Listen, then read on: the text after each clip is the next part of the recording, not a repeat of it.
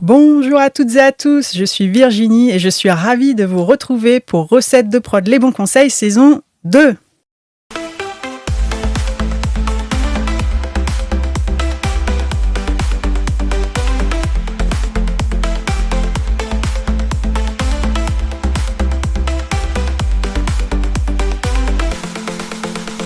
Vous retrouverez toujours des bonnes recettes et surtout des bons conseils pour mieux comprendre ou avancer dans vos productions. Et dans cette saison, vous pourrez profiter de l'expérience d'autres producteurs et productrices audiovisuels avec des épisodes interview. J'inviterai ici toutes celles et ceux qui sont très proches des métiers de la production afin de partager le temps d'un épisode une bonne et une mauvaise recette, mais surtout mieux comprendre la richesse de ces métiers dans le secteur. Alors sans plus attendre, allons-y avec Edita Yanjak-Iriar, notre invitée pour ce nouvel épisode interview de Recettes de prod les bons conseils.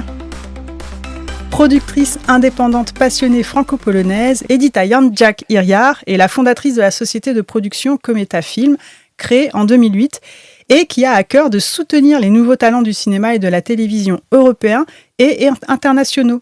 Travaillant avec des talents du monde entier, Edita coproduit aussi avec son pays d'origine, la Pologne, et continue de promouvoir des récits au regard audacieux sur notre société. Edita, bonjour. Bonjour Virginie. Écoute, merci d'avoir accepté cette interview. Je suis ravie et j'ai hâte de t'écouter. Donc, avant de commencer à rentrer dans ton histoire, ton parcours, est-ce que tu peux te représenter tout simplement avec tes mots? Donc bonjour à toutes et à tous. Ouais.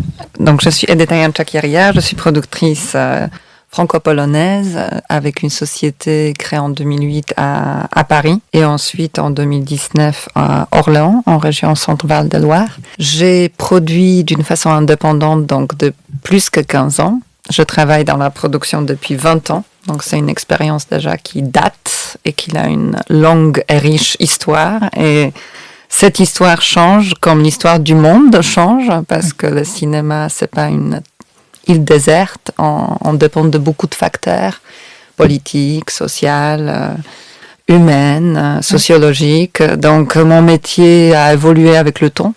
Donc moi aussi. Et j'ai appris à travailler en produisant. Oui. Et je suis devenue productrice en produisant. Ça paraît très simple, mais c'est quand même particulier parce qu'il n'y a pas une école, un parcours, un esprit, un état qui fait qu'on est un bon, un mauvais producteur. C'est vraiment quelque chose de très individuel et basé sur une expérience. Complètement. Mais quand tu étais toute jeune, avant de commencer la production, comment tu as eu l'idée de ce métier-là? C'était quoi? Parce que c'est pas forcément des métiers qu'on connaît quand on est des jeunes étudiants ou même lycéens, collégiens. Donc comment toi, tu es arrivé au cinéma finalement? Moi, j'ai toujours aimé beaucoup le cinéma parce que le cinéma, c'est la fiction. Moi, je viens surtout de la fiction, je regarde tout, mais la fiction m'a aidé à rêver. Le cinéma, pour moi, depuis que j'étais adolescente, m'aidait à vivre. C'est très idéaliste, c'est très enfantin, mais ça m'a aidé à rêver, imaginer une autre vie, d'autres parcours, et aussi de découvrir d'autres géographies, d'autres types de gens. Moi, je suis née en Pologne, à Łódź.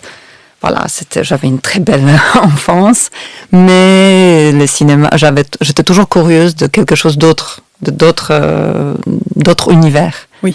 Donc, effectivement, j'aimais le cinéma, mais je savais pas que j'allais faire la production. D'accord. Donc, c'est déjà quand même l'attrait vers des frontières lointaines, le fait d'élargir ses horizons, t'as amené indirectement à la production. C'est rigolo, ça, comme approche. Comme j'y pense aujourd'hui, à 45 ans, oui. Avant, je pense que c'était une curiosité un peu naturelle. Mais mon premier amour de réalisation, de cinéma, de l'univers, c'était Pedro Almodóvar, qui n'avait rien à voir avec la culture polonaise et qui m'a fait voyager par ce couleur, par le rapport à la diversité, à l'homosexualité, aux femmes avant tout. Moi, j'avais à l'époque 14-15 ans quand je regardais Almodóvar et de l'autre côté, je regardais les films de Romer, de la Nouvelle Vague, et surtout Bergman, donc c'était très très différent.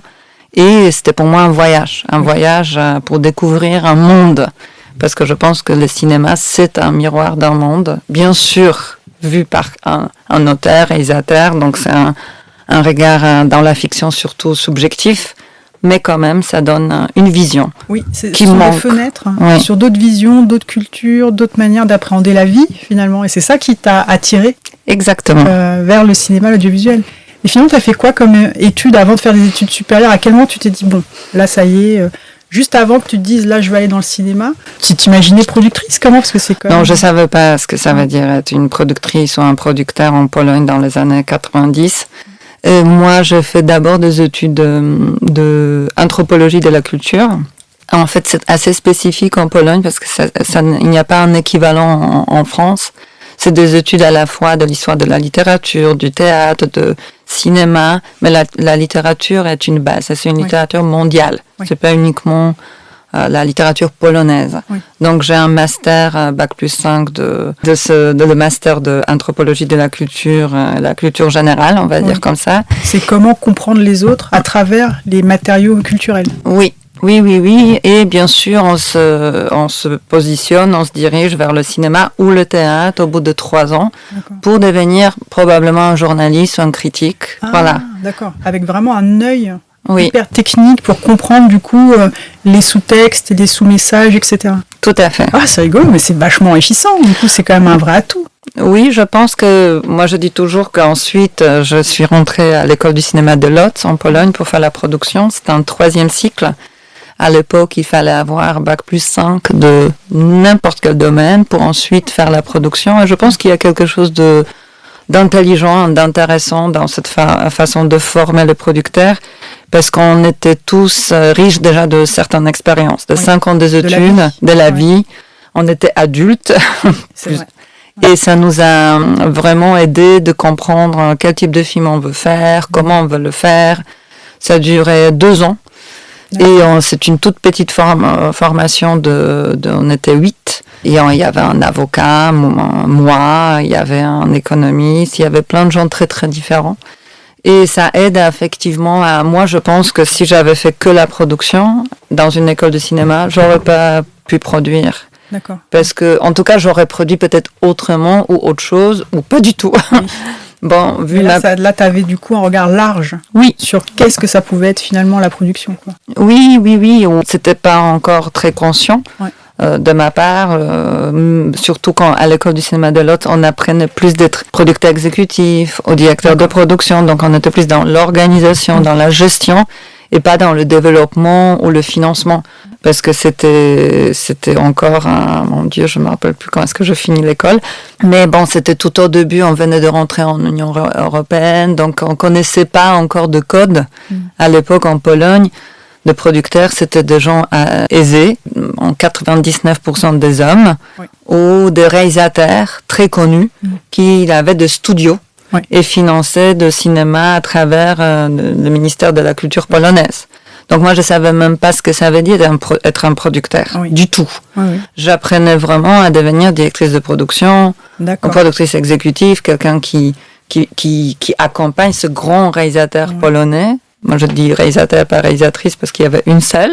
Oui, d'accord. Agnieszka Holland, je pense que c'était la seule à l'époque. On dirait que je suis née dans les années 20, et c'est pas le cas, mais il n'y avait pas ce métier, on connaissait, c'était que le début. Oui. C'était le début de Polish Film Institute. D'accord. C'était la première année, je pense, quand moi j'étais étudiante, qui était mis en place.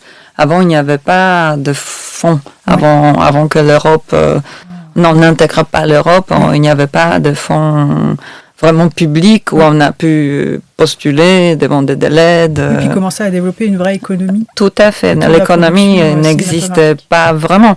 C'était soit quelqu'un de riche qui investit dans le cinéma d'une façon un peu comme un investisseur, soit un réalisateur très confirmé de certain âge qui a un studio et qui est financé par l'État. Voilà. Donc moi j'étais vraiment, ça n'existait presque plus quand moi je commençais à étudier. Donc, mais c'était tout au début. Moi je pense que quand je suis sortie de l'école, quand je finis, c'était première ou deuxième année d'existence de Polish Film Institute. Ah oui, d'accord. C'est intéressant parce que du coup tu as pu voir aussi la transformation que ça a eu sur la manière d'appréhender la production cinématographique en Pologne.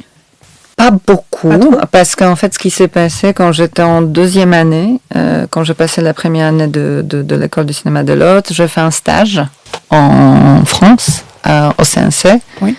Et je suis pas revenue, je suis pas rentrée en Pologne. D'accord.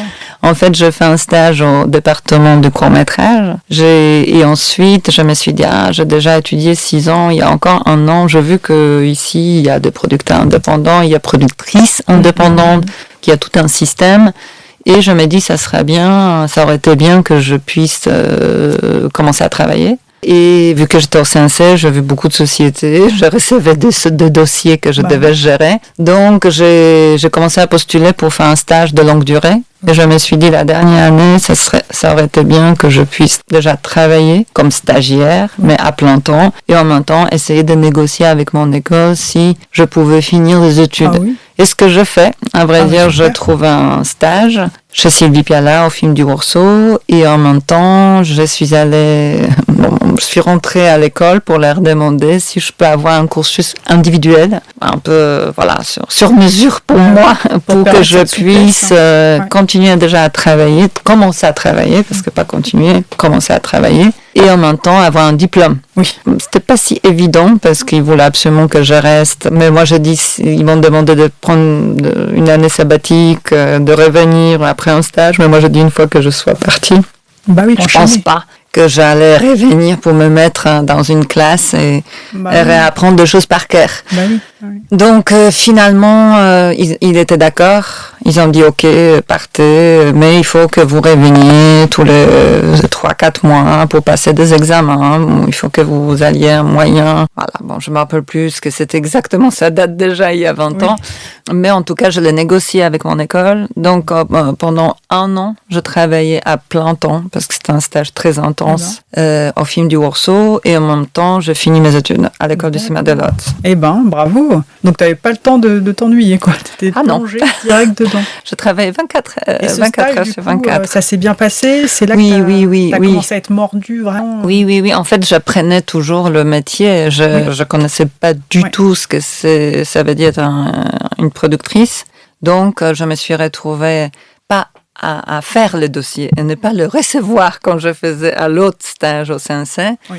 Et voilà, c'était une école extraordinaire, mais très intense, parce qu'on faisait beaucoup de demandes un peu partout, et on était toute petite équipe à l'époque. À l'époque, il y avait Sylvie Piala, Mathieu Bonpoint, moi et son assistante personnelle.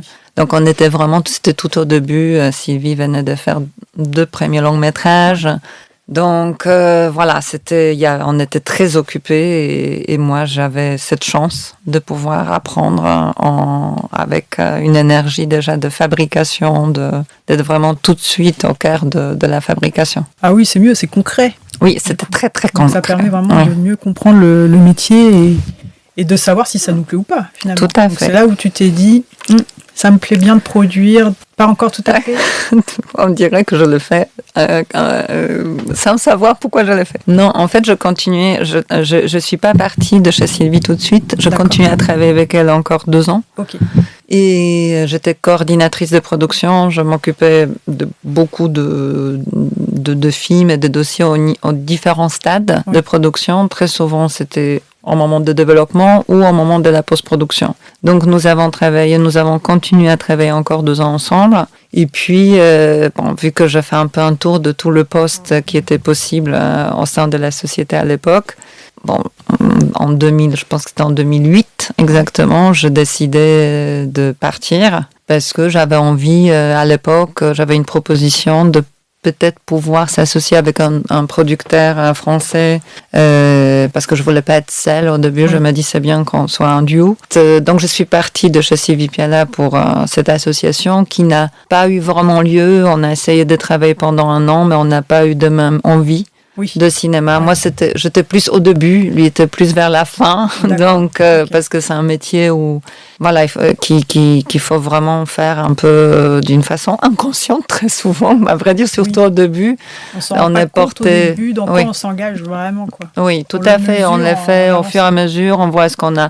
C'est plus par une envie et il y a aussi une possibilité de pouvoir le faire. Moi, je pu le faire, ce qui est quand même une chance aussi, parce que, en même temps, je travaillais comme directrice de production, j'étais intermittent de spectacle. C'est comme ça que tu arrivais à vivre finalement. Tout à fait. D'un coup, j'étais dans la phase à la fois de découverte, parce que j'étais encore très jeune. Moi, je crée ma société comme état-fille quand j'avais 28 ans, toute seule. Bravo. À Paris.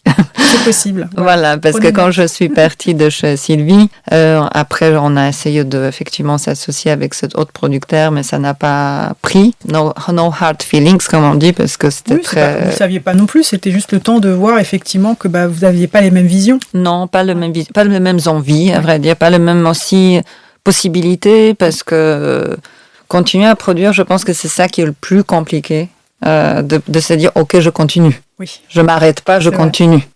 Cette résilience, je ne sais plus quel mot utiliser. Il y en a plein, persistance, persévérance. Voilà, exactement. La volonté de produire.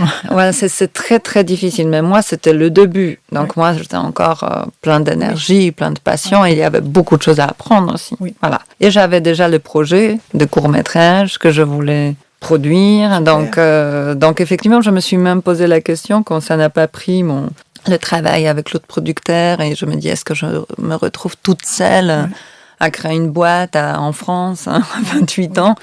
Mais je me dis, si c'est pas ça, qu'est-ce que je veux faire? Je me suis dit, peut-être c'est bien que j'aille travailler pour un groupe, comme Gaumont, Pathé, UGC, pour avoir une autre expérience. Oui, continuer d'enrichir encore. Voilà, et n'est pas, parce que je connaissais des sociétés de production indépendantes, mais je connaissais pas d'autres fonctionnements, en fait.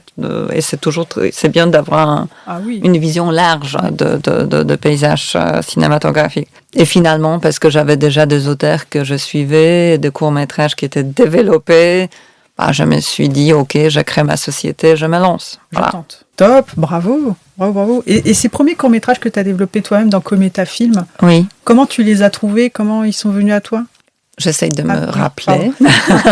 Parce que ce qui est intéressant de se dire, c'est que parce que du coup, il y avait cette association un peu manquée avec ce producteur. Toi, tu avais déjà quand même des projets que tu voulais produire, sur lesquels tu voulais continuer à avancer dans ton parcours de productrice. Et c'est parce que tu as eu ces projets-là aussi que tu t'es dit, c'est pas grave, je tente ma chance toute seule, en restant, j'imagine, quand même aux aguets, à droite à gauche, pour voir s'il n'y a pas d'autres expériences sur lesquelles tu pouvais t'enrichir. À vrai dire, j'avais pas de temps.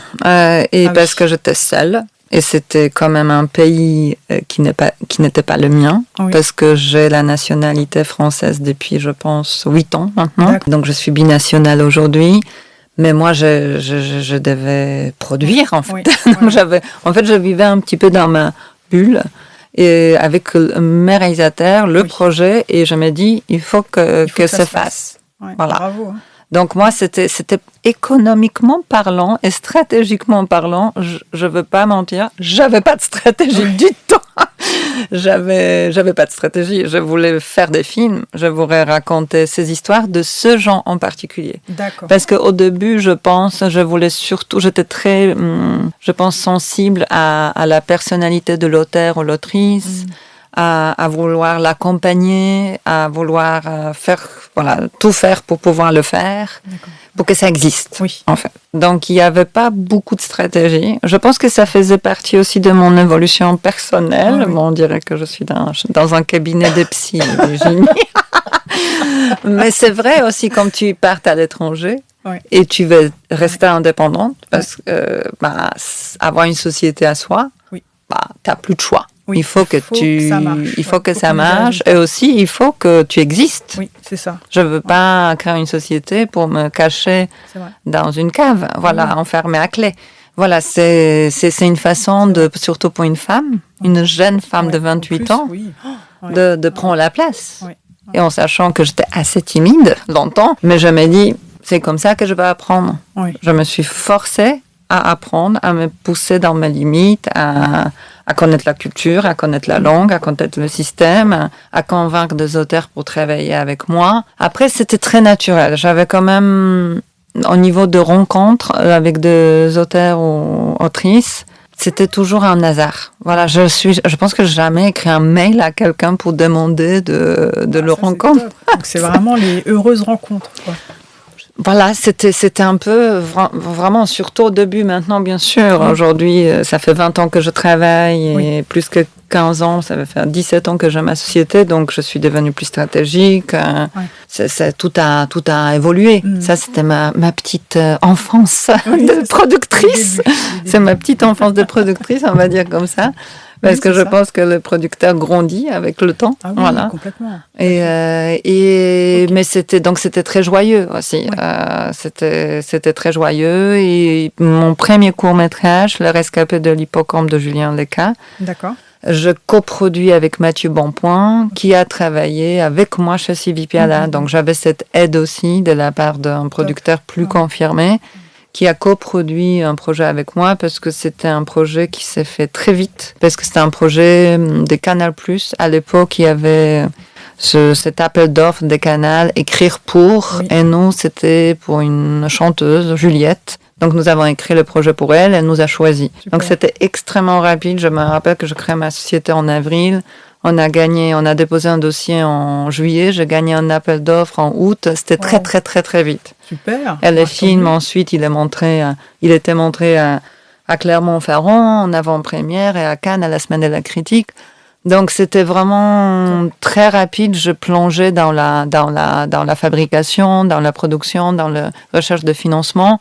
Et c'était une très belle aventure parce que c'était un film fantastique, avec beaucoup d'ambition de production. Donc, on a pu vraiment faire quelque chose qui fait rêver. Oui. Et je pense que j'avais cette envie quand j'avais 28 ans de faire rêver un petit peu de gens. Et voilà, donc ça, c'était premier cours. Et Julien m'a écrit un mail, je me rappelle, parce qu'on se croisait à un festival. J'ai vu son film précédent à un festival, je pense, de Lille à l'époque, parce que bien sûr, je me déplaçais à des festivals pour voir quels sont de courts-métrages, pour découvrir à nouveau le contenu aussi. Et quand on s'est rencontrés, il m'a écrit un mail pour demander si j'étais intéressée de postuler avec lui à cet appel d'offres. Top. Donc tout a commencé par ça. En même temps, c'est bien parce que du coup, tu as pu enchaîner très vite. Donc très vite, tu étais dans le feu de l'action finalement. Oui, parce que après, voilà, il y a toujours dans la production le haut et le bas. Oui. Il y a très vite, après, il y a plus du tout vite. Tu vois. Cette première réussite quand même qui est assez rassurante. Ta capacité à produire un projet du début à la fin. Très rapidement. Hyper rapidement, donc c'est top. Ta structure aussi, c'est bien. C'est quand même des bons points à marquer assez vite. Tout à fait. Comment ça s'est passé ensuite? Donc tu avais un deuxième court-métrage, c'est ça, qui était quasiment en même temps? Après, ça a pris un peu de temps. Pour te dire la vérité, c'était pas si rapide parce que l'autre projet était plus ambitieux, il était plus atypique. Parce que moi, je pense que, comme j'ai dit au début, c'était de rencontres, mais j'aimais toujours beaucoup le cinéma de genre. Et à l'époque, je trouvais qu'on peut faire le cinéma de genre d'auteur. Et tout le genre me disait, c'était entre 2008 et 2010. Et tout le monde me disait, ça n'existe pas. Et moi, j'ai dit, oui, ça existe. Julio Cortázar, c'est la littérature de genre. Il y a plein d'exemples que ça existe. Donc, effectivement, j'avais beaucoup de projets, un peu de films de genre d'auteur en court-métrage. Donc, c'était très challengeant. Le temps de développement était long. Voilà, donc je continue à produire, il y avait des budgets. Au début, effectivement, le premier film était bien financé, l'autre était moins bien financé. Mais on a jonglé entre différents volumes de projets, mais j'ai fait beaucoup, effectivement, de projets qui étaient un peu uniques, qui marchaient toujours plus à l'étranger qu'en France, je dirais, en court-métrage. Beaucoup de premiers films aussi, même en court-métrage. À vrai dire, en 90%, c'est des premiers films, même en court-métrage. Donc, j'étais jamais dans à nouveau, hélas, j'avais pas de stratégie, j'ai envie de dire. Ma stratégie, c'était mon goût et envie de faire quelque chose qui n'existe pas encore. C'est déjà important parce que c'est ce qui t'a permis de tenir sur la durée. C'est la durée. Oui, je pense que c'est aujourd'hui, effectivement, tu as raison, parce que j'essaye de faire un bilan de la vie. Je suis là pour ça. On va s'allonger sur le canapé. Tout à fait. Donc, avec le bilan de la vie, de 20 ans du travail, 17 ans de la société, je me rends compte que j'avais toujours cette phrase que je disais encore il y a 5 ans, que moi, quand tout le monde me demandait quelle est ta ligne éditoriale, qui tu es, et si j'étais pas dans la stratégie, dans le positionnement de la société, parce qu'il faut aussi qu'on dise qu'être producteur, être chef d'entreprise, donc entrepreneur, c'est parfois deux choses un peu différentes. C'est vrai. Et c'est ça qui est très compliqué dans la production indépendante, de trouver un équilibre entre les deux. Oui, parce qu'on ne peut pas, juste comme moi, à 28 ans, courir dans les rues de Paris, produire des courts-métrages que j'aime. Voilà, ça, je ne peux plus faire depuis très longtemps. Peut-être après 2-3 ans, tu peux le faire. Après, ce n'est plus possible, ni financièrement, ni stratégiquement. Pour vivre, il faut produire ce que le marché demande. Et aussi pour que ta société soit fiable financièrement et moi pour que je puisse vivre. Et du coup, au début, tu arrivais à en vivre quand même ou tu faisais d'autres choses à côté? Je faisais la direction de production, je faisais des lectures, donc voilà, c'est le système d'intermittence de spectacle qui nous aide au début surtout d'entretenir notre position de producteur indépendant en travaillant pour les autres. Voilà, c'est le cas de beaucoup de producteurs encore aujourd'hui et même ceux qui sont très reconnus. Oui, tout à fait, c'est compliqué d'en vivre dès le début. Voilà, donc je parlais juste de ces deux choses, qu'être producteur et chef d'entreprise, c'est quelque chose que j'ai appris au fur et à mesure. Et ici, aujourd'hui, j'ai une stratégie, j'ai des plans d'action, j'ai le plan sur 1 an, 2 ans, 3 ans, 5 ans. Ouais. Voilà, parce qu'on ne peut pas vivre uniquement en développant le projet qu'on aime. Il faut que tu sécurises, tu te sécurises toi déjà et aussi ta structure. Tout à fait. En sachant qu'ils ne sont jamais loin de moi. C'est l'évolution de la société, c'est mon évolution en tant que CEO. Oui. Donc, moi, je vois, j'observe aussi le marché, j'observe comment le paysage cinématographique audiovisuel change. Il était révolutionné depuis l'arrivée de Netflix et d'autres plateformes. Après, on avait Covid. Maintenant, on est dans le monde très fragile, entouré de guerre. Donc, voilà, tout ça a un impact énorme à notre travail de producteur indépendant. Oui. Parce que productrice et producteur indépendant dépendent beaucoup de la politique. Oui, et beaucoup de où ils produisent, pour qui on produit. Parce que on ne produit pas des objets, de produits. On produit des films de quelqu'un. Oui. Donc ça, voilà, on dépend des 1000 facteurs autour. Oui. Et ces facteurs, au-delà d'être économiques, sont très politiques. En tout cas pour moi. Ah non, mais c'est vrai, c'est important que tu le dises, parce que c'est vrai que c'est un médium, de toute façon, l'audiovisuel et le cinéma, qui est très politisé. Finalement, les sujets qu'on va traiter font écho aux réalités de la société dans laquelle on évolue. C'est complètement juste ce que tu dis. Pour revenir un tout petit peu par rapport à ta structure et à ton évolution en tant que productrice, à quel moment tu as senti que ça y est, tu basculais, que tu pouvais vivre complètement de ton activité ou que tu passais à un niveau, si tu veux, suffisamment important pour te dire, je vais être productrice à temps plein là pour moi? À vrai dire, je vais être très franche, c'est jamais acquis pour moi encore. Bien sûr, j'en vis aujourd'hui, mais je suis très modeste. Voilà, ma société reste petite, elle est à l'auteur de projets que je fais au niveau des effectifs. J'ai compris il y a quelques années qu'il est pour moi plus important d'avoir un chargé de développement que chargé de production, parce que la production, je peux toujours embaucher les gens ponctuellement sur des projets, et moi-même, je suis chargée de production. Par contre, en développement, qui prend beaucoup de temps et qui a le plus de risques, c'est bien d'être associé avec quelqu'un. Et vu que je travaille en général dans la transmission, qui est pour moi une valeur très importante dans ma vie et dans ma société, pour moi, travailler avec des équipes et développer ensemble, c'est plus important même que aller à un festival, découvrir un réalisateur et venir et dire c'est mon projet. Non, c'est notre projet. C'est un travail d'équipe. Et pour moi, la transmission est extrêmement importante. Voilà. Donc, je dirais pas, c'est jamais acquis. Je vais mentir ici si je dis que, voilà, maintenant, tout le mois, je sais, j'ai un salaire. Non, le plus important, c'est pour que je puisse développer. Oui, voilà. Et pour que je puisse payer mon équipe. Oui. Et moi, j'arrive à m'en sortir, on va dire comme ça, mais je n'ai pas encore un niveau qui me dit que, voilà, je peux dormir maintenant sur 3 ans tranquillement. Voilà, ça n'existe pas en étant indépendant et en faisant des films comme moi je fais. Parce que tout à l'heure, je suis partie sur un autre sujet, mais je voulais dire que mon motto est vraiment d'être à la marge sans être marginal. D'accord. Et je dirais que c'est ça ma société. Et je tenais toujours à continuer dans cet esprit. Et tous les projets que j'ai faits sont aujourd'hui engagés politiquement, socialement. Ils traitent de différents territoires. C'est bien sûr de premiers films, mais c'est aussi 2e ou 3e film, ça dépend. Oui. La majorité, je dirais 90%, sont faits en coproduction. Oui. Je continue de faire des courts-métrages, mais uniquement en coproduction aussi. Ça veut dire que je produis aujourd'hui une autrice-réalisatrice sur un premier film de l'Afrique du Sud. On a un auteur de Nigeria, peut-être une autre jeune femme de Maroc. Et ce sont des coproductions. Ça veut dire que je fonctionne comme dans un long-métrage. Je rencontre une personne avec un projet. Et je leur dis, et maintenant, il nous faut une équipe aussi de territoire, parce que je ne veux pas arriver là-bas et j'être la seule productrice avec de l'argent français. Il y a toujours de producteurs locaux, délégués ou co-délégués, et on fait co-développement à partir d'un court-métrage même. Ah, c'est super, parce que même pour toi, c'est hyper enrichissant. Oui.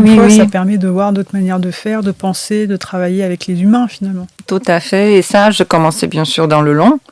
Et maintenant, je pratique, sans que je comprenne que j'allais pratiquer ceci, depuis 3 ans aussi en court-métrage. Donc, et c'est très souvent des gens avec qui je vais travailler soit sur un projet de long-métrage, soit sur un projet d'une série. Ah, c'est pas mal, c'est comme une sorte de test pour voir est-ce qu'on s'entend suffisamment bien pour travailler ensemble sur des projets plus impactants en termes de temps, de préparation et tout. Je dirais peut-être pas, aujourd'hui je dirais pas que c'est un test, c'est plus un exercice de nous tous pour savoir si on est sur la même longueur d'onde artistiquement, si on a le même objectif au niveau de la diffusion. Comment on partage des tâches.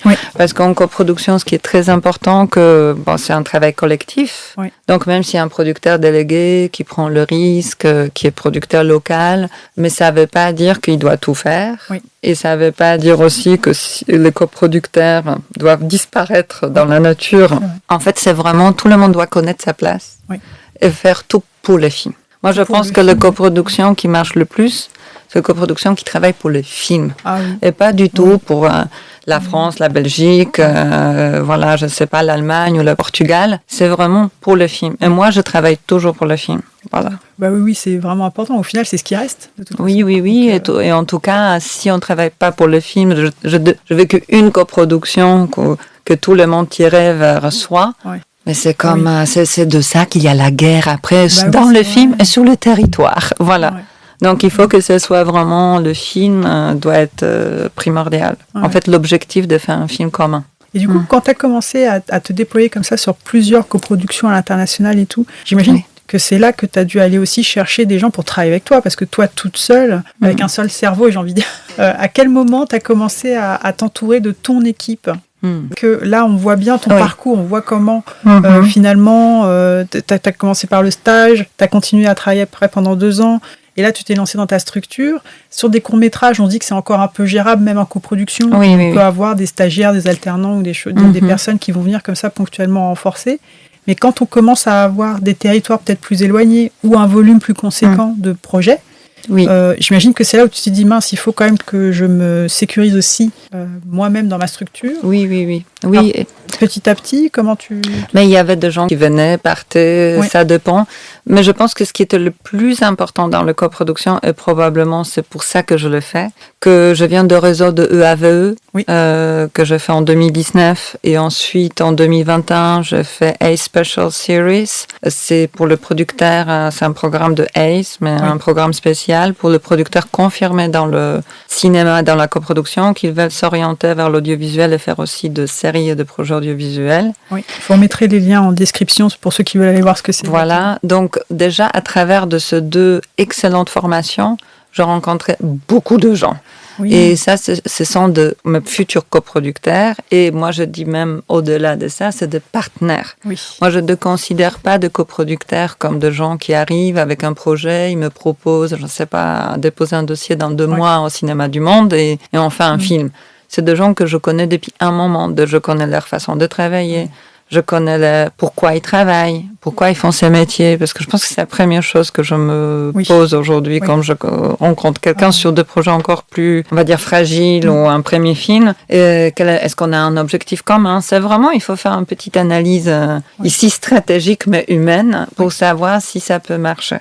Donc, à travers ces 2 programmes, je connais beaucoup de producteurs et en sachant que je suis quand même franco-polonaise, j'ai la double nationalité, je connais beaucoup de producteurs en Pologne, en Europe de l'Est et c'est vrai qu'aujourd'hui je connais vraiment autant de gens avec qui je voudrais travailler. Ah, super. Et parce que je sais qu'en travaillant avec eux, c'est comme si c'était des associés. L'autre jour, un des producteurs que j'adore, Pedro Fernandes Duarte de Primera Idade, qui est un excellent producteur portugais, vraiment que je rencontrais à Torino Film Lab en 2010 ou 2012, je me rappelle même plus, où j'avais un projet en développement, un long métrage.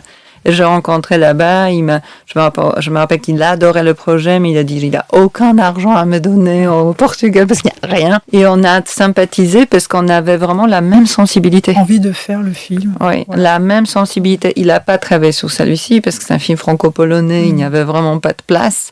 Mais on a travaillé sur d'autres films en 2020 ensemble. Ah oui. Donc on s'est rencontrés en 2007 ou en 2010, je me rappelle même plus quand. Et on a travaillé 10 ou 15 ans après ensemble. Ça s'est super bien passé, même si on avait très peur qu'on s'appréciait autant que peut-être seconde amitié. Mais finalement, on avait de mêmes valeurs du travail. Et Pedro a la même chose que moi, que chacun sa place. Et ensemble, on fait tous le mieux pour le film. Voilà, comment on va s'harmoniser pour bien travailler ensemble. Et Pedro vient de me proposer il y a 2 jours, il a dit qu'il a déposé un dossier au Portugal, que maintenant il faut avoir. Portugal, c'est vraiment très challengeant comme pays par rapport à la coproduction, parce qu'il demande beaucoup d'expérience de la part de producteurs. Oui. C'est très difficile, ils sont pas trop dans la transmission. Voilà, donc c'est le genre de travail d'une façon générationnelle en groupe. Mais Pedro est maintenant vraiment le meilleur producteur de sa génération, mais il a dit, est-ce qu'on peut signer un contrat pour que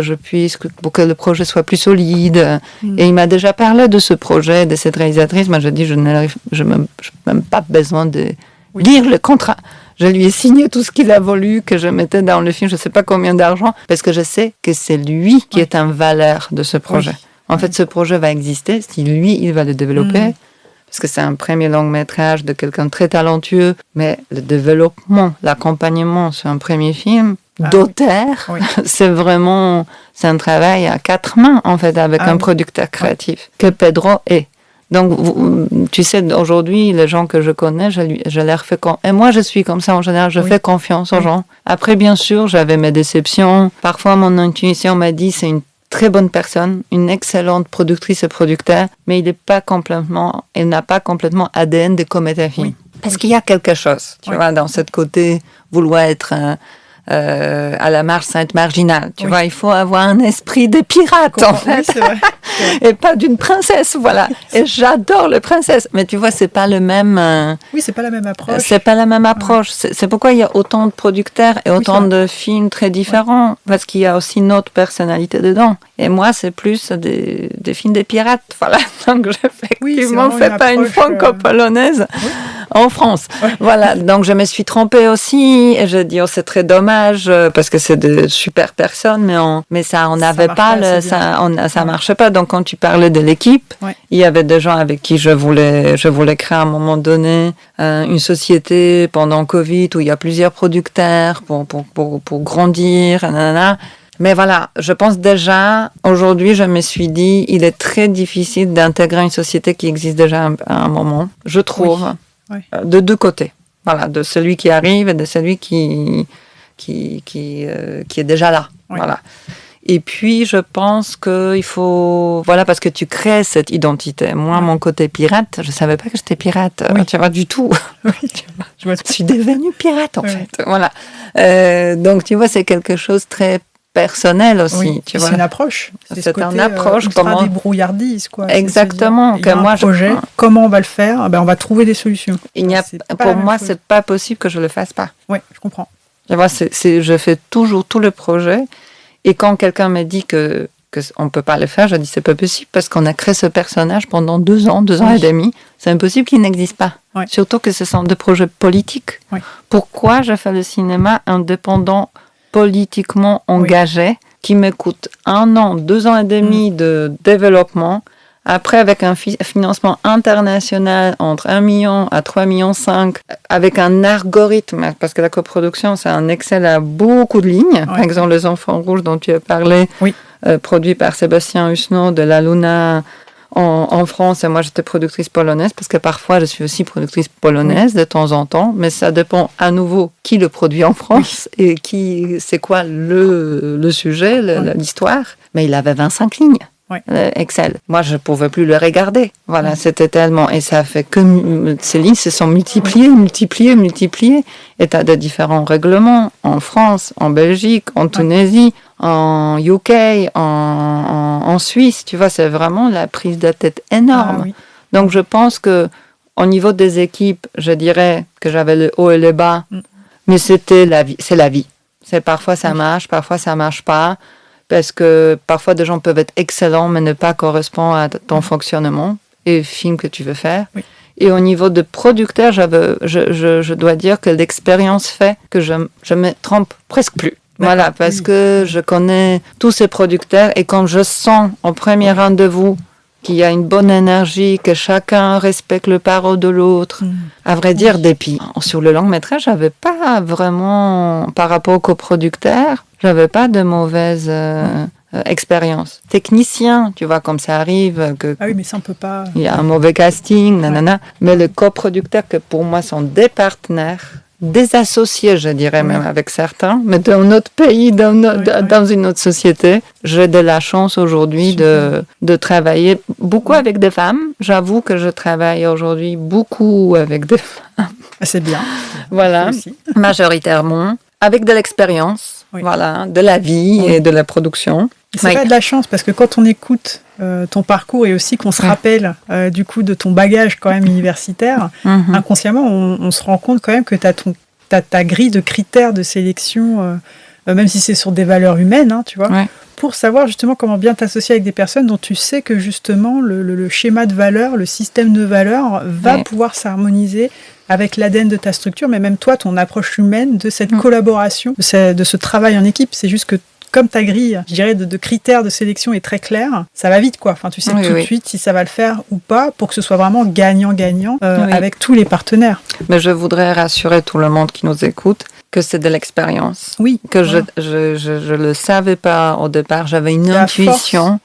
J'avais certainement ma sensibilité, qu'au début, je dirais que c'était une force pour choisir de projets intéressants et très rares, mais parfois c'était aussi mon défaut, parce que je voulais absolument le faire, j'étais là tout le temps, j'étais pas assez stratégique, je fais des erreurs, parce que 5 ans pour faire un court-métrage, c'est trop, je le dis à tout le monde.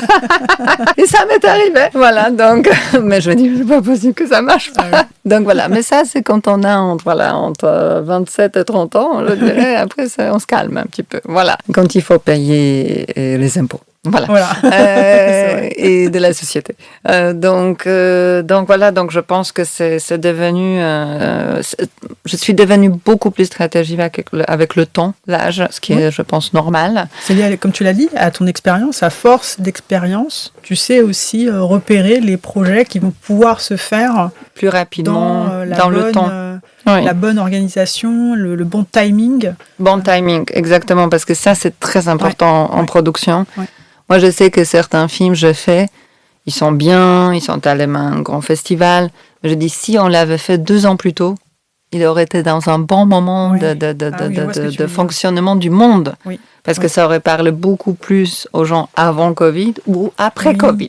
Et c'est hyper dommage parfois. Donc, ça aussi, je trouve que par rapport justement à la ligne, enfin à cette ligne éditoriale qui s'est dessinée par elle-même dans ta structure, et à ton engagement aussi social et politique, c'est vrai que du coup, toi maintenant, tu es capable de dire sur les projets, ah oui, mais quand le film va sortir dans 2-3 ans, la perspective ne sera pas la même, la réalité du public à qui on veut s'adresser sera peut-être pas la même, donc il faut quand même garder une marge d'évolution pour être à jour. Ça, c'est pas évident quand même. Enfin, quand même, je le fais effectivement. Maintenant, aujourd'hui, je le fais surtout que aujourd'hui, il y a 2, on va dire, branches chez Comète et Film. Le cinéma Et le cinéma, c'est... Aujourd'hui, j'ai décidé de faire pareil, en 90% de coproduction internationale, majoritaire, minoritaire, égalitaire, ça dépend de projets. Et c'est uniquement de projets engagés politiquement, avec un fonds social. Voilà. Et je veux pas ici discuter si c'est bien ou pas bien. Pour moi, c'est nécessaire. Et c'est pour ça que je commençais à faire du cinéma. Parce que je pensais toujours, naïvement, en étant adolescente en Pologne, que le cinéma peut changer un peu le monde. En tout cas, d'une petite fille comme moi à l'époque. Donc, aujourd'hui, on est dans telle galère partout dans le monde que si je continue le cinéma, le seul sens que je vois, c'est vraiment d'être engagé politiquement. Donc aujourd'hui, on produit un premier long-métrage au Yémen, un autre long-métrage au Kosovo de réalisatrice, premier film d'une réalisatrice de 31 ans, un autre projet en Hongrie, sur un sujet très, voilà, on va dire par rapport aux femmes, très tabou, parce que c'est l'amour des femmes et leur sexualité après 60 ans. D'accord. Ensuite, il y a autant de projets, on est engagé sur un projet en Égypte, en Azerbaïdjan. Bien sûr, je continue à travailler avec Pedro Cabaleira, avec qui je fais 2 films, un court-métrage by Flavio, qui était soutenu par Arte et qui était présenté à Berlinale en 2021. Et cette année, j'étais à Cannes, sélectionné à la CID avec son 2e long-métrage, Entroncamento, qui est un film à 400 000 € que j'ai suivi pendant 3 ans sans aucun financement. Il est arrivé vraiment tout le financement cette année.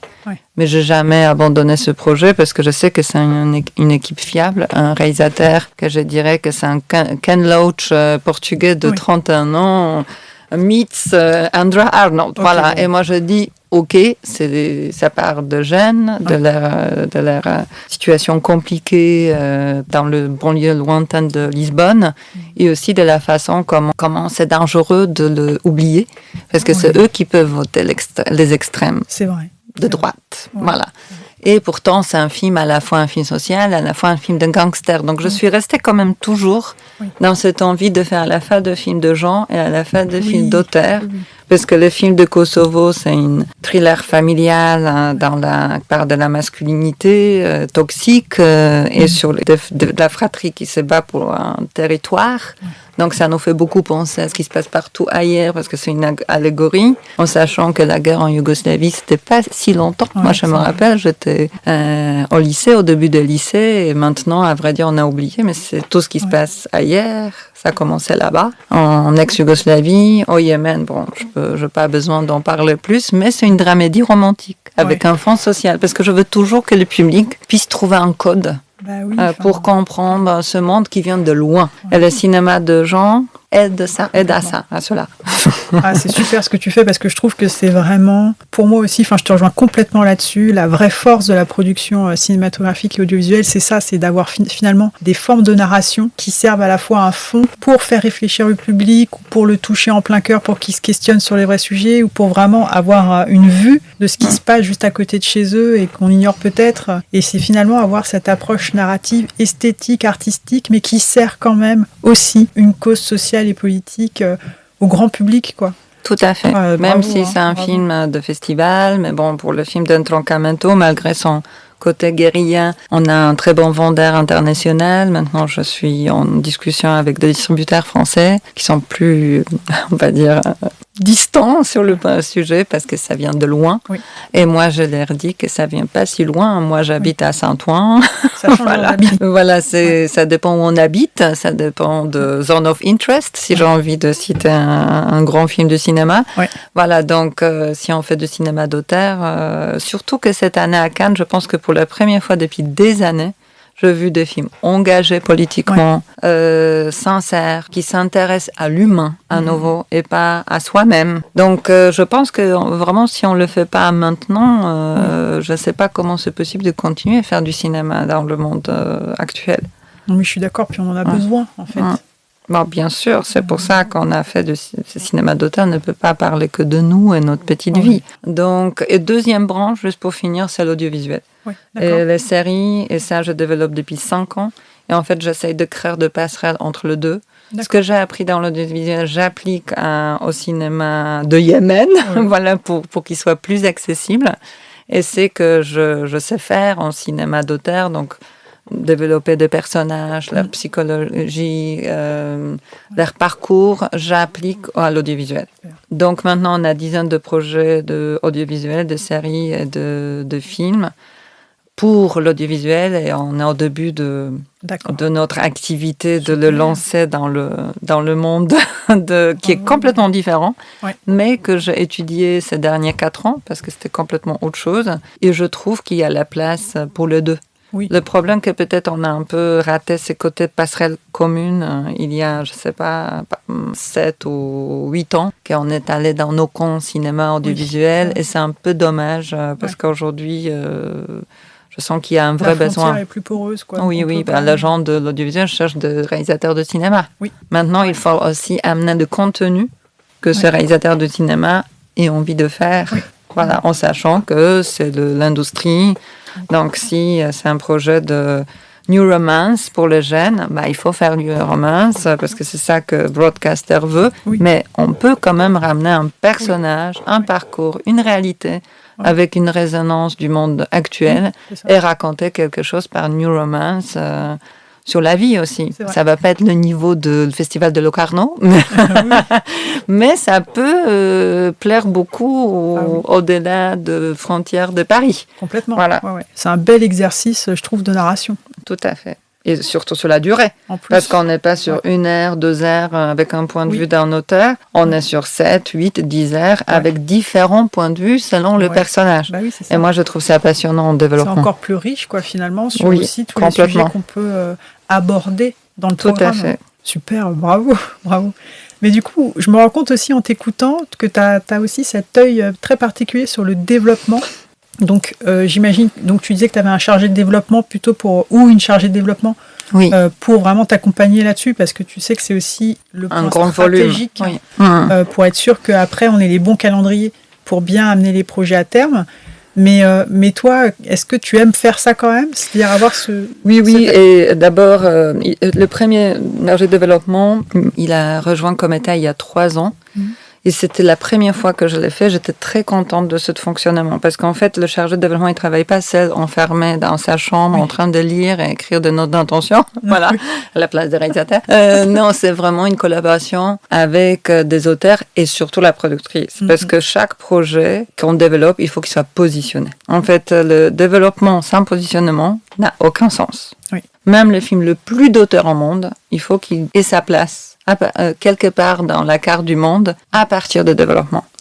Donc en fait, moi je travaille maintenant, vu que je confiance à ma charge de développement. D'abord, je travaille avec Théo Verderoli, qui est parti l'année dernière chez Netflix, et j'en suis très fière.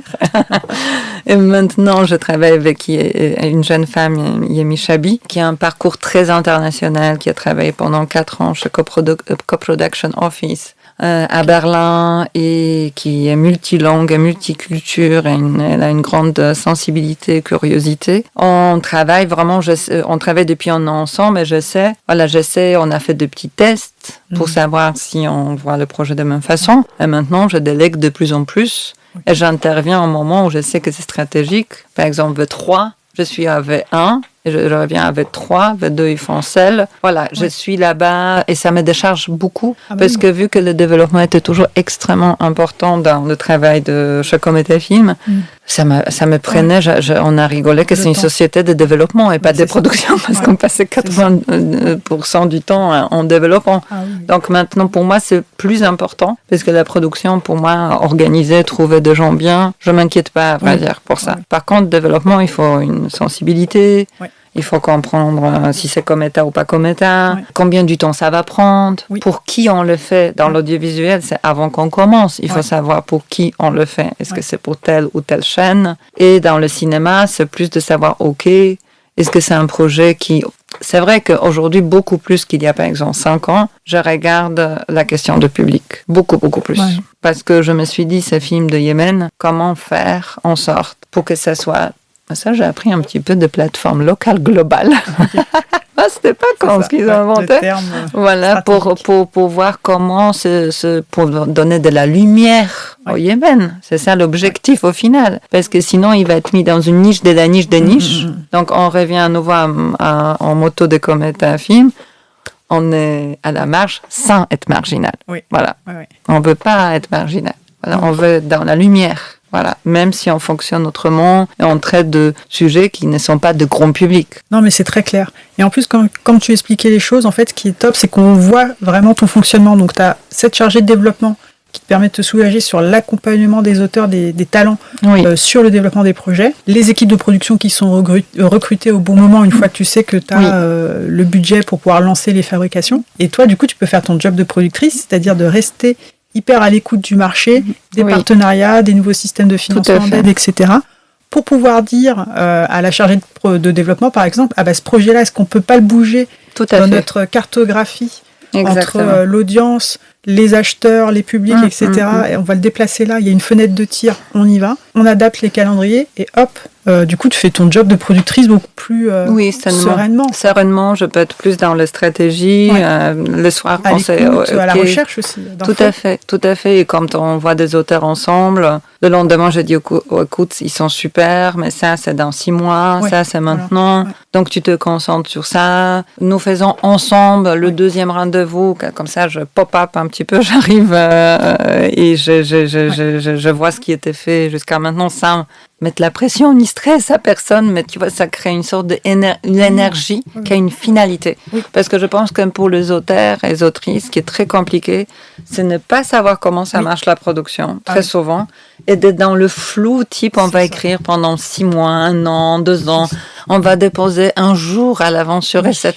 Tu vois, il faut qu'ils aient un calendrier, en fait. Ah oui, je suis d'accord. Ouais. Et ce calendrier, c'est pas uniquement pour moi, c'est pour eux, c'est pour nous. Oui, c'est plus sain. Et au moins, c'est clair. On sait quel est l'objectif à chaque étape et comment on va y aller, quoi. Tout à fait. Et ça donne une énergie. Et je pense qu'avec Chargé, vu qu'on travaille, on fait autant de premiers films et autant de projets un peu inédits, on va dire, au niveau oui, je produis des films qui ne ressemblent pas à des films ils sont très innovants, on va dire. Le développement, c'est la clé, en fait. Et ça préserve les talents. Oui, tout à fait. Du coup, ils ne vont pas s'épuiser à développer éternellement, en fait. Oui, et moi, je trouve ça me fatigue moins, en fait. Je trouve que ça sert à rien. Je veux pas de développer 1000 projets et on verra ce qui marche par hasard. Voilà, non, c'est solide. Ça doit être solide. Après, bien sûr, peut-être ça marchera pas. Moi, je m'inquiète toujours que ça marchera pas en audiovisuel plutôt parce que ça change très vite. Oui. Et tous les 6 mois, il y a un nouveau dirigeant, une nouvelle ligne éditoriale parce que on dépend de data. En cinéma, je pense que c'est toujours possible de faire un film. Oui, parce qu'il y a cette approche plus artistique. Oui. Donc en fait, on va déposer un regard. Oui. Donc là, on peut défendre une manière de raconter des histoires ou de parler d'un sujet. Tout à fait. Alors que dans l'audiovisuel, on veut parler à certains publics sur des thématiques précises. Et donc la fenêtre de tir, elle est un petit peu plus courte. Et elle est plus importante que l'impact artistique. Exactement, c'est exactement ça. Donc c'est ça qui m'inquiète dans l'audiovisuel, que je jongle un petit peu. Gymnastique, quoi. Tout à fait. Ouais. Donc il faut connaître les gens, il faut connaître leur goût, il faut connaître leur line-up. Donc la présence dans de différents festivals comme La Rochelle en septembre, le festival de la fiction, je trouve que c'est primordial pour pouvoir faire des séries parce qu'on a là-bas des line-up, de présentations de chaînes qui sont très précises par rapport à ce qu'ils souhaitent de présenter sur leur antenne. Oui, ça, il faut être toujours guetté par rapport aux informations. En cinéma, c'est plutôt l'expérience. Oui. Moi, je pense qu'en cinéma, je vois qu'il y a 10 ans maintenant, tout est plus vite pour moi. Ça ne veut pas dire que je vais avoir de l'argent plus vite parce que je suis en concurrence, bien évidemment, avec 1000 personnes qui déposent le même dossier. Mais ça va vite. Je me dis, OK, ça, dans 2 mois, c'est bon, on peut y aller. Ça, c'est dans 3 mois. Oui. Si on n'a pas ça, c'est ça, ça et ça. Et sinon, je vais voir tel ou tel en coproduction, en tout cas. La coproduction est longue et plus complexe. Il faut avoir un cerveau d'octopus, de pieuvre. Voilà. C'est ça. Mais moi, c'est mon cerveau, donc j'aime bien, voilà. Mais tu arrives toujours à faire. Oui, peut-être dans le cinéma local, si tu fais 3 guichets, tout le monde te dit non, t'es foutu, quoi. Oui, je comprends. Donc ça me donnait une possibilité d'avoir toujours un espoir que c'est possible de le faire. Si je change le plan A, B, C, D, finalement, je tourne pas ici, mais là. Voilà. Ça permet une flexibilité pour finalement augmenter la garantie de bonne fin. Exactement. De produire le film. exactement. Merci Virginie, tu utilises des mots qu'il faut. Oui, je suis là pour et ça. Moi, mais non, mais c'est parfait, c'est parfait. J'aime bien le faire parce que ça me permet aussi d'ancrer dans mon esprit en fait ce que tu partages, c'est tout. Non, mais c'est passionnant, c'est top. Et je trouve que tu as vraiment l'approche, une approche très précieuse du métier qui fait beaucoup de bien, je trouve, à la production cinématique et audiovisuelle, qui est cette approche humaine, cette approche artistique et aussi cette approche politique, et de prouver que oui, on peut avoir cette jonction entre ces trois dimensions, ces trois sphères pour produire correctement. Donc c'est top. Enfin, c'est possible, il faut être bien entouré, il faut... Et garder le cap. Voilà, il faut garder son objectif, se donner un deadline aussi, parce que pour ne pas tomber dans la frustration. C'est ça. Mais pour l'instant, tu vois, je voulais arrêter de produire au moins 3 fois en 20 ans. Et depuis que j'ai ma société, c'est sûr 3 fois. Et chaque fois quand je voulais arrêter, je produis un nouveau film. D'accord. Moi, je peux raconter des histoires un peu, tu vois, de Walt Disney ici, parce que le premier long métrage, je produis en allant chez Coiffeur. Voilà. Mais bon, il faut pas les raconter. Oui, je suis allée vraiment pour dire c'est fini, je peux plus, parce que c'était, tu sais, le passage de court au long est complexe. Oui. Et moi, je me suis rendu compte qu'il y a plein de producteurs de grande qualité de ma génération, que la génération qui était au-dessus de nous est encore très vivace, très bonne, tu vois, c'est des gens de qualité, et même ceux qui ont même 20 ans plus, ils sont aussi en forme. Oui. Donc je me dis, ça fait beaucoup de films et beaucoup de gens, je vais jamais arriver. Oui. Et quand je voulais arrêter, effectivement, je suis allée me couper les cheveux courts, et à côté de moi, il y avait un réalisateur de mon premier long métrage que j'ai produit, Gérard Potonier, de Grand Froid, que je produis en tant que productrice polonaise. Donc c'est aussi intéressant que comme s'il y avait une bonne étoile quelque part, que quand je voulais arrêter, j'ai vu que c'est dur en France parce qu'on était tous pareils en fait, et qu'on a encore, je sais pas, 2 générations régnantes qui lâchent pas la place, quoi. Qui lâchent pas la place, et ils sont bonnes, quoi. Tu vois, j'ai pu produire premier long métrage en coproduction internationale, donc c'est super. Un film français, encore mieux, à 4,5 millions, donc j'étais très contente que j'ai appris énormément de choses. C'est un film intitulé Grand Froid de Gérard Potonier, c'était une coproduction entre la Pologne, la France et la Belgique. D'accord. Et c'est un film français qu'au départ, il avait un budget trop modeste pour ses ambitions. Je me rappelle plus, je veux pas faire une erreur, mais entre 1,2 million et 1,5 million, il fallait 5 millions. Et moi, je suis arrivée et je travaillais pour les films. Donc, j'ai ramené des financements de Pologne très rapidement, tout petit argent qui ont ouvert la porte pour de l'argent plus important européen. Et ensuite, il y avait la Belgique qui nous a rejoints. Et on est parti de 1,2 million ou 4 à 4,5 millions. Et on a fait un film en 90% en Pologne, sur la frontière avec Ukraine.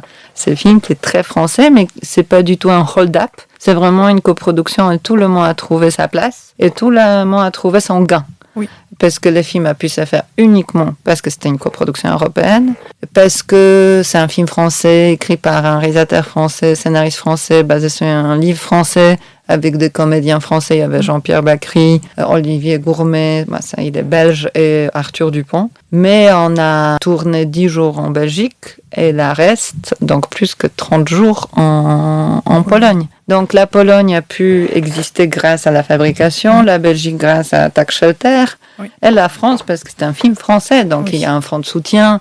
Tu connais le système très bien, donc c'est un film qui a fait des entrées, qui était distribué par Diafana. Donc bon, c'était pas un énorme succès, mais c'était un succès de coproduction, je veux dire. Oui.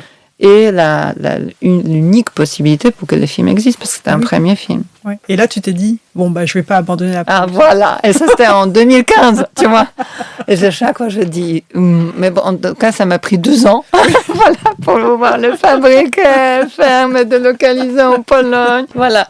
Donc, chaque fois qu'il y a un truc, tu vois, quand il y avait je me dis je peux plus, parce que comme je dis je peux plus, c'est toujours de 2 raisons. Bon, maintenant, il y a peut-être 3e raison qui arrive, dont je m'attendais pas du tout, c'est la raison politique. Ouais. Je suis très inquiète pour nous tous, comment on va faire la création, on va participer à la création avec autant de conflits local, national, international. Je suis vraiment inquiète pour ça, moi, personnellement. Autant de tentations d'atteinte à la vérité. Je pense qu'on n'a jamais atteint ce niveau de tentative de manipulation des faits. Exactement. Et ça, c'est vraiment... Et ça commence à se décliner sur la vie de tout le jour, sur le fonctionnement de certaines institutions. Oui. Parce que là-bas, il n'y a que deux gens. Et ces gens, parfois, changent le fonctionnement parce qu'ils sont inspirés des images qu'ils regardent et ils pensent qu'il y a certains, permissions de fonctionner hors règles, par exemple. Tu vois, j'ai eu ça pour la première fois depuis 20 ans. J'observe depuis, je dirais, juillet l'année dernière, ce fonctionnement pas très honnête dans des différentes institutions, parmi les gens, parmi comment on transmet des informations. Les gens disent tout ce qu'ils pensent et ils devraient vraiment pas. Voilà, c'est vraiment le ruisseau de, je dirais même pas subconscience. C'est un gros bazar de tête dans leur tête et ils transmettent tout ce qu'ils pensent à tout le monde. Oui, tout à fait. Et ça m'inquiète beaucoup parce que je dis, s'il n'y a pas de l'argent public, s'il n'y a pas assez d'argent public et si cet argent ne sont pas bien distribués, certains films que moi, en tout cas, je pourrais pas faire. Donc ça, je n'ai pas pensé à ça auparavant. Bah, c'est tout récent et c'est lié aussi à cette atteinte à la vérité. C'est quoi la vérité ? Oui, tout à fait. Et deux autres je dirais deux autres questionnements, si c'est possible de continuer, c'est d'abord, je dirais, un peu personnel, parce que c'est un métier qui prend énormément d'énergie et beaucoup de place. Et moi, je tiens beaucoup à la vie, à des amis, à ma famille, à mon mari, à mon chien. Voilà. Donc, parfois, ça prend autant de place qu'on s'est dit dans le lifetime, dans le temps de la vie. Est-ce que je devrais mettre autant de temps pour faire des films? Vraiment, voilà, d'une façon indépendante. Donc, voilà, ça, c'est une question philosophico-existentielle, on va dire. C'est pas évident. Hein. Et troisième chose, je pense, c'est vraiment économique, mais ça, c'est une question que tous les producteurs se posent et tous les indépendants au monde. Voilà, c'est atypique parce que la liberté, l'indépendance a un prix et c'est un prix un peu cher. Voilà. C'est vrai. Donc voilà. Donc moi, ce qui m'inquiète le plus aujourd'hui, c'est ce troisième point par lequel je commençais, donc côté politique. Ouais. Politique, est-ce qu'on arrivera, parce que nous, on a besoin de l'argent public pour faire des films engagés au Yémen. Par rapport aux enjeux sociaux et politiques, le symbole, il est hyper fort de cet argent public. Oui. Donc si à ce moment-là, cette valeur-là aussi, elle devient de plus en plus fragile à cause justement de ce floutage des esprits qui ne font plus la part des choses, c'est vrai que ça remet en question finalement la capacité à permettre à certaines voix de s'exprimer, à des témoignages d'être partagés. Et tout simplement aussi, je trouve, ce qui n'est pas rassurant, c'est cette capacité à faire aussi des vraies photographies de l'instant présent, de qu'est-ce qui se passe réellement à cet instant-là sur ce territoire-là. Et de ne pas mentir ou de ne pas tricher sur les infos, les faits, etc. C'est ça que c'est pas... Ouais. Mais ça m'inquiète le plus parce que depuis qu'on a survécu, gagné avec la pandémie, on a vécu, on vit toujours, parce que rien n'est fini, autant de conflits et de guerres et des objectifs de l'Europe ont beaucoup changé. Donc c'est ça qui m'inquiète le plus. Est-ce que il y aura encore la place? En tout cas, pour ceux qui sont un peu comme moi, qui sont restés indépendants, qui cherchent quelque chose de nouveau dans chaque récit, qui veulent créer des images, de représentations. Je ne sais pas s'il y aura la place pour nous tous, en fait. C'est ça. C'est un peu négatif ce que je dis, mais il faut être en conscience parce que c'est réaliste. Et il faudrait que les institutions les entendent et qui se posent cette question politique, sociologique, philosophique, parce que après vraiment, moi je viens d'avoir des élections en Pologne présidentielles le 1er juin et nous avons à nouveau le président de l'extrême droite au pouvoir, donc sur 5 ans à venir. Quand j'ai vu que les jeunes entre 19 et 23 ans votaient pour lui, en majorité des hommes, apparemment, ça m'a fait vraiment peur. Ça veut dire qu'on a raté quelque chose dans la façon comment on raconte des histoires, comment le cinéma existe. Pour moi, le cinéma était un peu trop, même si je l'aime à la folie, mais un peu trop égocentré, très longtemps. Un peu trop élitiste aussi. Oui, avec des œillères en fait, très opaques sur la réalité du monde extérieur. Quoi. Et c'est très très important de montrer ces images au-delà des images d'Instagram, TikTok ou de différentes chaînes. Parce que l'image, quand on met par exemple les enfants rouges, et ici je voudrais vraiment remercier à Sébastien Hucheneau et à Anissa Douad de m'inviter à cette production. En fait, j'ai compris qu'un projet tellement dur, parce que ça part d'un fait divers, hein, c'est une histoire difficile avec des enfants, hein, sur un fait divers de 2 jeunes garçons, dont un qui était décapité par de terroristes. Nous pouvons le regarder, être ému et le vivre si on enferme les gens pendant 2 heures dans un cinéma. Moi, j'ai jamais pensé que ce film va autant plaire aux vrais gens. Pas le genre de cinéma. Bien sûr, le film était à Locarno, il a gagné beaucoup de prix dans beaucoup de festivals. Mais ça m'a fait... Vraiment, j'étais très touchée qu'en Pologne, à un festival de Varsovie, qui est un peu plus populaire, il y a des vrais gens qui pleuraient, qui sortaient en disant qu'ils ne savaient pas que c'était comme ça. Et pourtant, ils ont des images des enfants dans de différents pays maltraités, ou bon, je ne vais pas aller plus loin, mais ils sont insensibles à ces images, parce qu'ils durent 1 minute 30 secondes, et après il y a une nouvelle image, un nouveau programme. Là, c'est la force de ramener une narration par-dessus les faits, pour que justement on puisse vraiment rentrer dedans et les comprendre. Tout à fait, pour avoir une histoire, pour s'identifier. Absolument. Pour avoir un character driven, donc on suit un personnage. C'est essentiel. Et vraiment voir tous ces Polonais en Pologne, où je pense que c'est quand même un pays un peu raciste, voilà, parce qu'il n'y a que de blonds. Voir tous ces gens tellement émus, et ils ont dit, on a compris ce qui se passe dans ce pays. Et moi, j'étais vraiment, et on a eu plein de prix publics, en Belgique, en Pologne, dans plein de pays. Et je me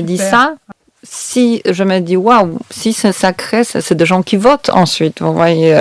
Donc, moi, je pense que c'est vraiment très important, et on a un peu raté un moment où on était un peu trop concentré sur nos histoires personnelles, voilà. Et il y a beaucoup d'histoires à raconter un peu partout, et ces images, il faut les réécrire à travers d'une narration, comme tu as dit, un point de vue, un personnage qui est vrai. Voilà, même si là c'est une fiction, mais il était créé pour qu'on s'identifie à lui. Et ça, je me dis, d'accord, donc ça valait le coup de passer 6 ans. Preuve que le public est là pour ça. Tout à fait. Et réceptif. Et le public de ce type de programme. Donc ce que tu fais a du sens, et qu'il faut que tu t'accroches, Edita. On est avec toi. D'accord. Moi, je ne me coupe plus le cheveu alors. pour continuer à produire. Si ça t'amène d'autres belles coproductions, peut-être. Voilà. C'était passionnant, hein, vraiment. On va s'arrêter là, si ça te va.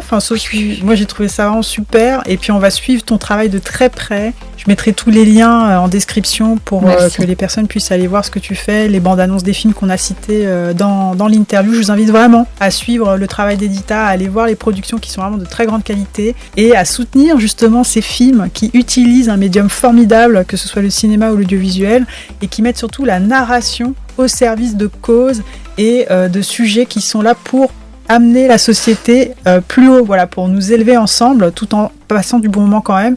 Et c'est important de défendre ces productions-là, ce cinéma-là. Donc allez voir ce genre de film. Voilà, vous faites quelque chose de bien, et en plus vous passez un bon moment. Donc c'est parfait. Merci beaucoup, Edita. Accroche-toi. Merci. Lâche rien. Non, je suis une pirate, donc je reste. Voilà. Mais une pirate dans le bon sens du terme. Voilà, non, pirate, c'est un bon, on pourrait dire Robin de Bois, oui, si vous voulez. C'est le côté, c'est plutôt, moi je l'entends plutôt, ta piraterie en tout cas, dans le sens où tu ne t'interdis aucun territoire. Non. Tu te prends juste des projets, et tu vas voir après les territoires qui peuvent être le mieux adaptés pour permettre au projet d'exister. Et c'est cette absence de frontières qui fait de toi une pirate. Voilà. Tout à fait, mon Dieu, heureusement qu'il y a Virginie. Traductrice professionnelle de productrice. C'est ça mon métier. Voilà, c'est ça la piraterie, exactement. Oui, parce que je vole pas de l'argent. Ouais, Les Enfants Rouges, j'ai raté l'avant-première à Montreuil, mais je vais aller le voir, faire la petite... Oui. Je t'envoie le lien si tu veux. Ah oui, je veux bien, avec plaisir. Merci. Merci. Et ben voilà, merci Edita. Merci à toutes et à tous de nous avoir écoutés. N'hésitez pas à vraiment aller suivre Edita. Je vais vous mettre les liens, LinkedIn, son site internet, et tout ce qu'il faut pour pouvoir suivre son travail, à aller voir les films. Je vous encourage encore une fois à aller les voir. Comme je le dis à chaque fois, ce sont des biens d'expérience. La seule façon de savoir si ça vous plaît ou pas, c'est de les consommer. Donc allez-y. Et n'oubliez pas de liker, commenter positivement ce podcast, et de le partager à toutes celles et ceux qui pourraient en avoir besoin. Merci Edita. Merci beaucoup. À bientôt. Merci.